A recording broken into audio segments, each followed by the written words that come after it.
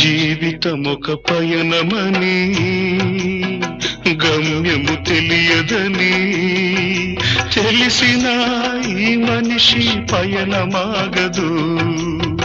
జననం ధర్మమని మరణం కర్మమని తెలిసిన జనన మరణ చక్రమాగదు. మరణం తథ్యమని ఏ జీవికి తప్పదని తెలిసిన ఈ మనిషి తపనాగదు.